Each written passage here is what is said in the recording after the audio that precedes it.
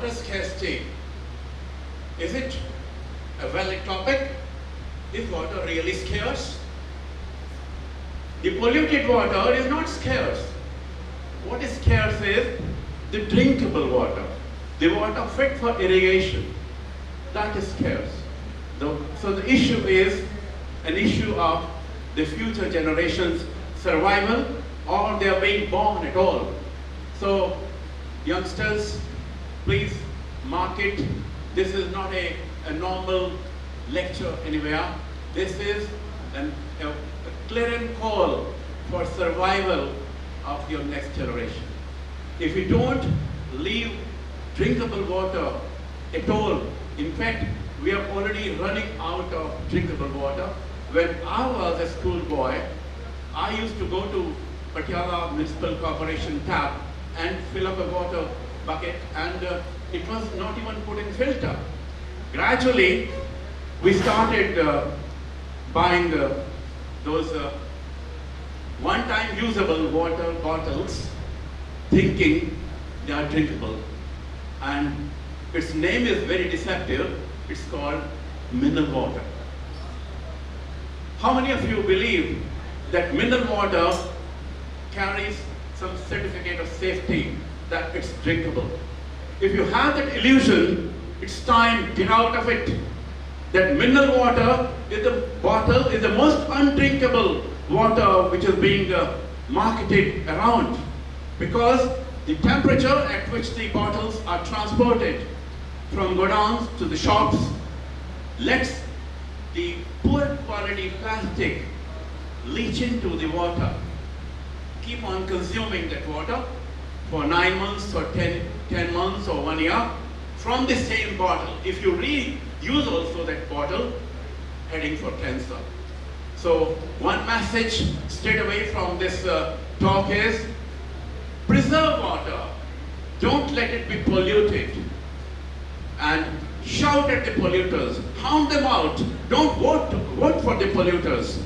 The polluters have not only polluted the rivers, they have also polluted the underground waters. Ludhiana is not very far from you. The Buddha Nala is already having all the contaminants thrown out by the industrialists into the Nala, has gone into the underground. Water is prosperity. This is a Sanskrit 3-word shloka. Smriddhi sarga adineh. पानी से ही सब कुछ आता है, सारी धन दौलत पानी से आती है, सेहत पानी से आती है, हर दवाई आप पानी से ही लेते हो. There is a UNO program meant to create citizen scientists, citizen environmentalists, citizen geologists, who will all, irrespective of their literacy level, irrespective of their age and educational qualifications, will be qualified enough to make sure that the basic elements of life are protected by everybody according to the wisdom he or she has acquired from this program. The logo of this IYPE, called International Year of Planet Earth, consists of an inner circle red representing the solid Earth, then biosphere in the green and hydrosphere in the dark blue, above which is the pale blue atmosphere, all constituents of the system Earth. This was a 3-year festival, 3-year triennium, which was from 2007 to 9. Next. The aims and ambitions of this IYP program are listed here. Here 3 or 4 times you have mention of water. Next. The first and the foremost is again groundwater, and climate change, etc., earth and health, everything is linked to water. Next. Now, distribution of water. We every day get a news, we got water on Moon, Mars, Jupiter's moons, comets, and interstellar clouds. Not clear, so much water on Earth, which looks a blue planet from the space, how this water came. But perhaps during the cooling process, all the gases, they got liquefied, and the depressions all over the planet were filled up with the water. Next. Water facts. In developing countries, 70% waste are dumped untreated into natural waters. If a small lizard accidentally falls into the tank from which you're drawing water, you have such a panic that you throw out all the water wherever and wash everything in your kitchen, that kahan gaya hoga, wo pani kahin hamare body mein na chala jaye. One lizard creates panic, but continuous dumping of the affluents in the rivers, in the groundwater, and all over doesn't make you panic. Something is wrong with our sense of proportion. Something is wrong with our priorities. Somewhere we are letting down our future generation. We are letting ourselves down. We are committing a slow suicide. Next. Water pollutants. You have inorganic pollutants, you have organic pollutants, and you have radiological pollutants. You have one example, Fukushima is one example. There can be a couple of more Fukushimas, and you will have ocean waters all over the world polluted forever. In our lifetimes, it's not going to be cleared up. One Nobel laureate from Stanford University told us at Panjab University that the amount of pollutants we are throwing out in water and air, it doesn't leave more than 100 years for the humanity to survive. And you can speed up the process, maybe 60 or 70 years. We cannot even imagine that we are going to get extinct from this planet that fast. Wetlands are gold mines of the planet. And we are using these wetlands as dump yards. Wise management of wetlands on Mother Earth a must for our joy and sustenance. These are virtual blank checks given by Mother Nature. Why make these waste dump yards? Poor countries are very rich in wetlands. Why remain poor? If you have so much wealth, gifted by God, why should we remain poor?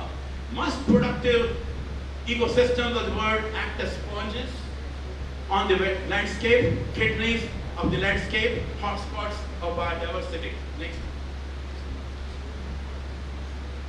An example of the Thar Desert of our own country. Even this area has enough water to drink. There is somewhere the rain is falling less, somewhere it is more, but ऐसा कोई जगह नहीं है जहाँ पे आपको इतना पानी ना हो कि आप जिंदा रह सकें. There is enough for everybody to drink. There is enough for everybody to irrigate. But if you dirty the water, if you pollute it, there is not much time left for you to survive with what you have. The largest deserts, here is a list before you. Even these deserts have enough water. Next. Earth is around 4.6 billion years old. Around 4 billion years back, we had all this water settled around.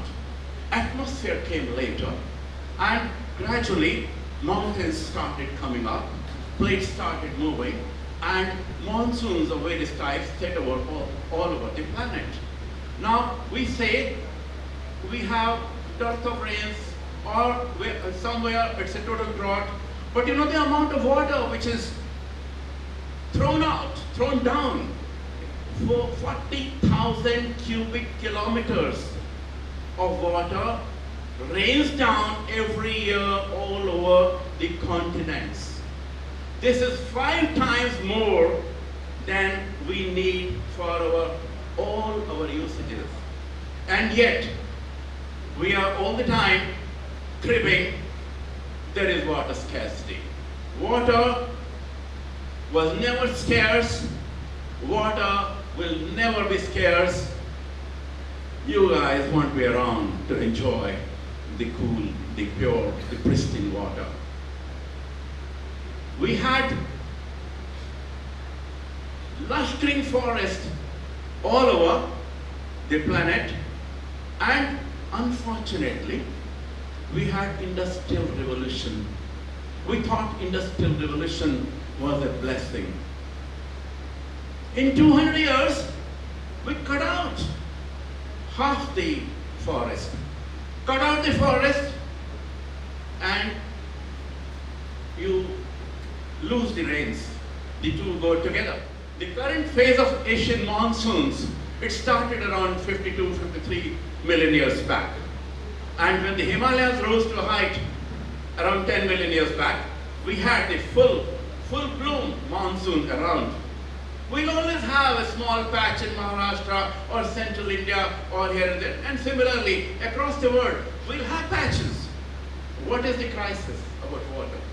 The crisis is distribution and management.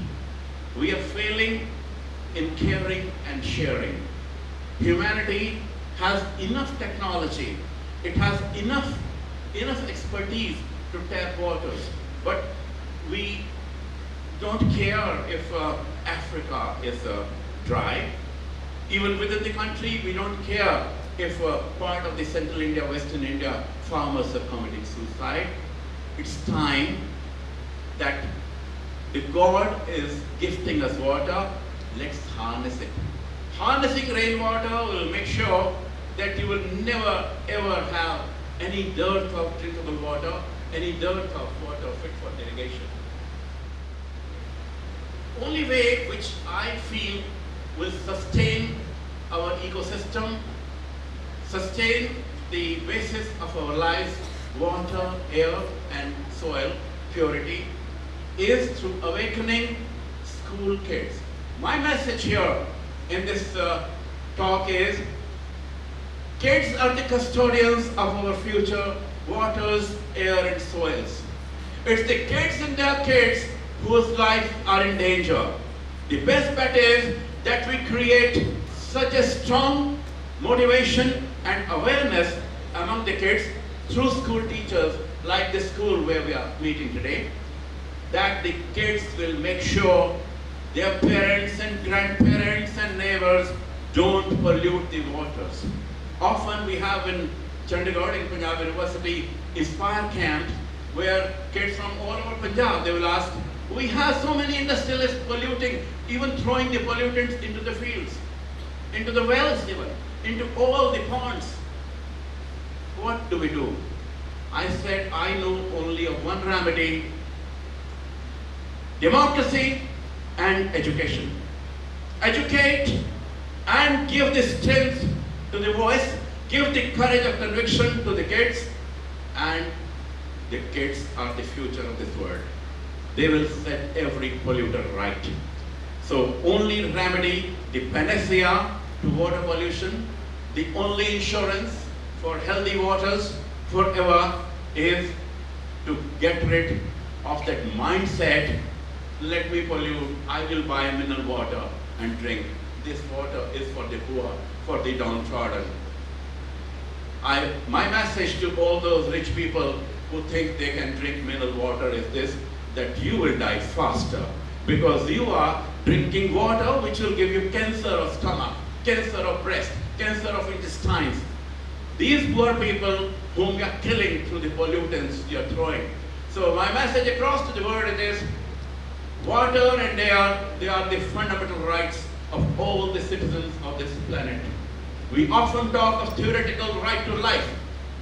That constitutional guarantee of right to life is meaningless if you cannot give us breathable air and drinkable water. God bless you.